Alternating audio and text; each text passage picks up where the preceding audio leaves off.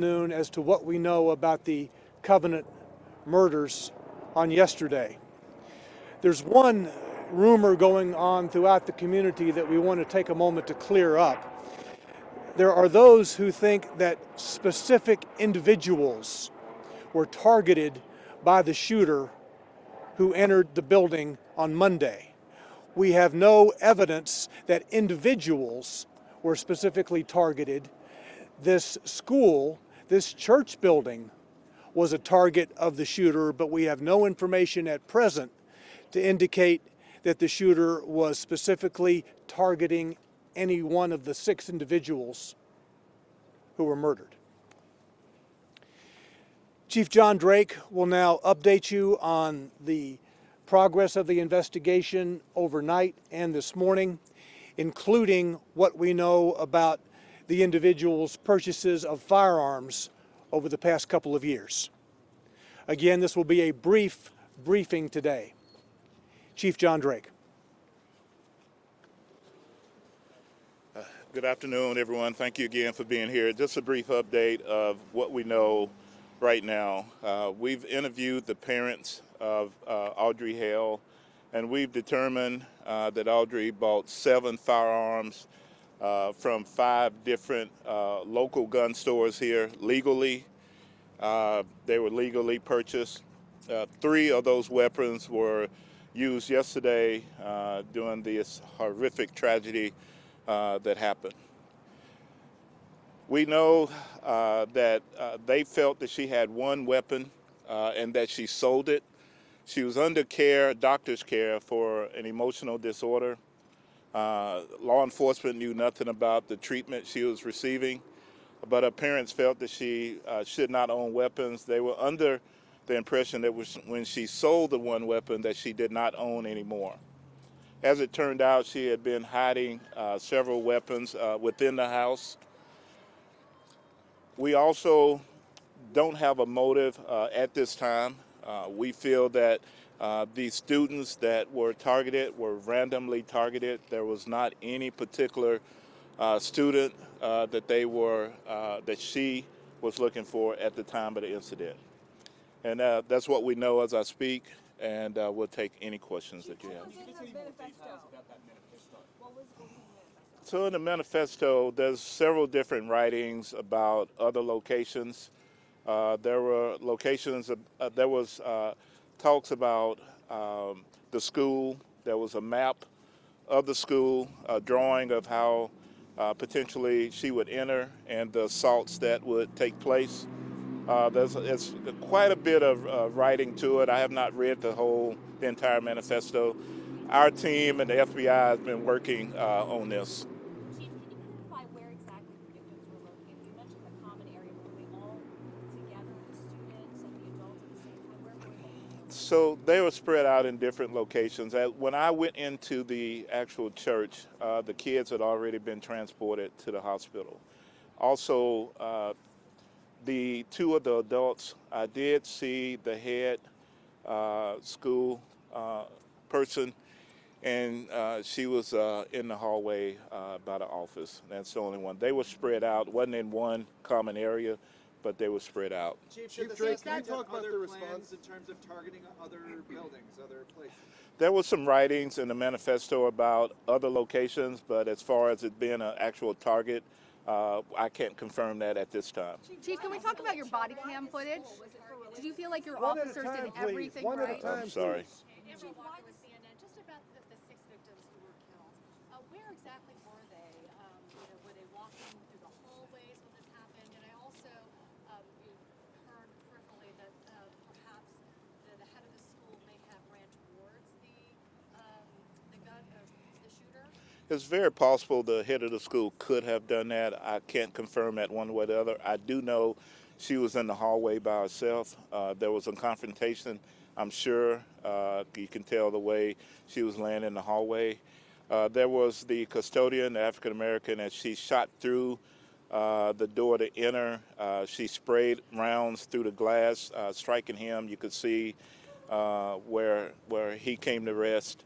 As far as the others, they were just spread out in different locations. Chief, you mentioned how much ammunition was there? I can't say it was a confrontation, but they were met. She met the head person in the hallway. This man right here. Yeah. Thank you. Chief, you mentioned the guns, the multiple guns, and that the shooter was under the care of a doctor. Is there any law in this state that would have allowed police to take those guns away from this person had it been reported? If it had been reported, there's not a law for that, but had it been reported that she was suicidal or that she was going to kill someone and had been made known to us, then we would have tried to get those weapons. But as it stands, we had absolutely no idea actually who this person was, if she even existed. So. Chief, can you talk a little bit about the time?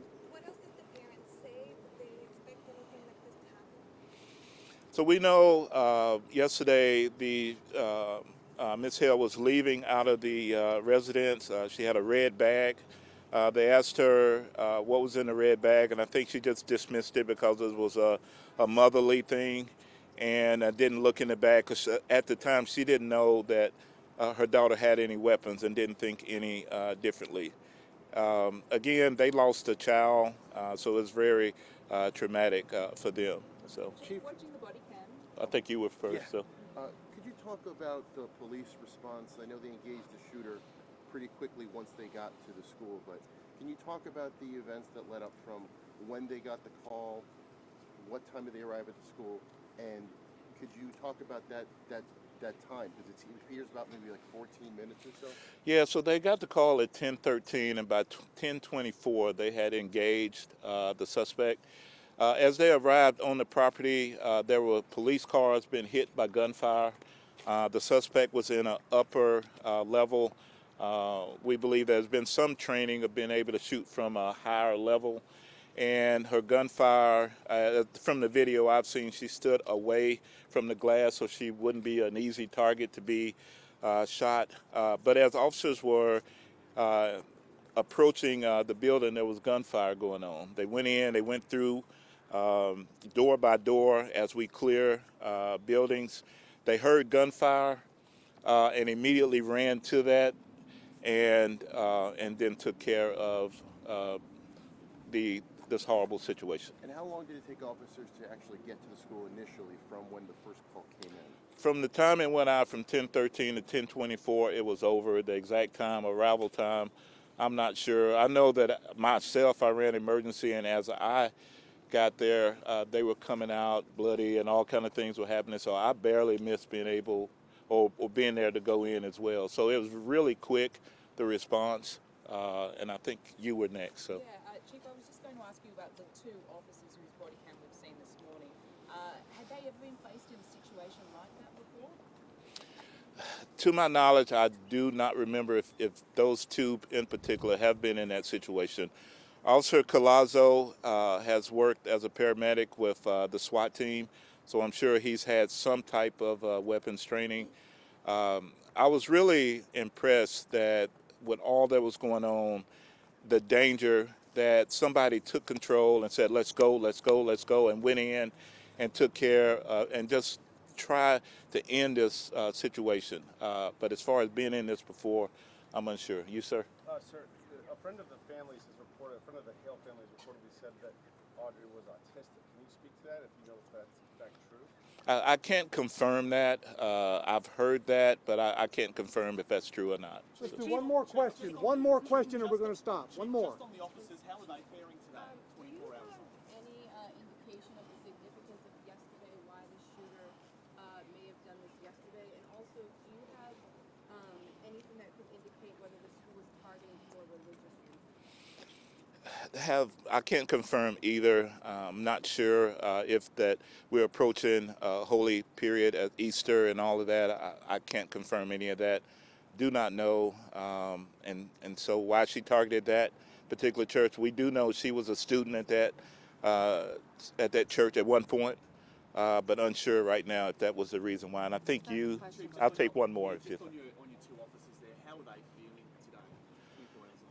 So I talked to them earlier, and they're trying to decompress, trying to make sense of all of this. I talked to President Biden. He's going to reach out and talk to them as well.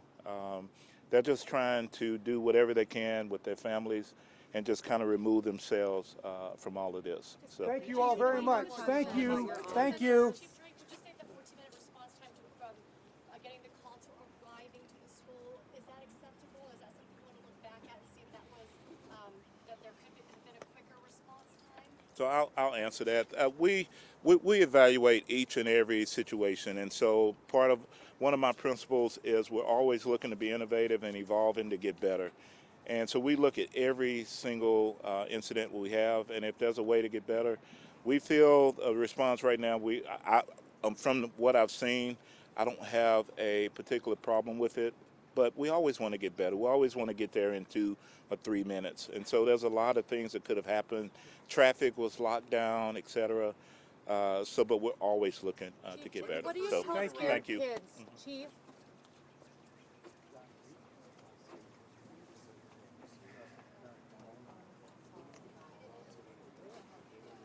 Driving down there, he said that President Biden said that he plans to reach out to all the kids. I thought it was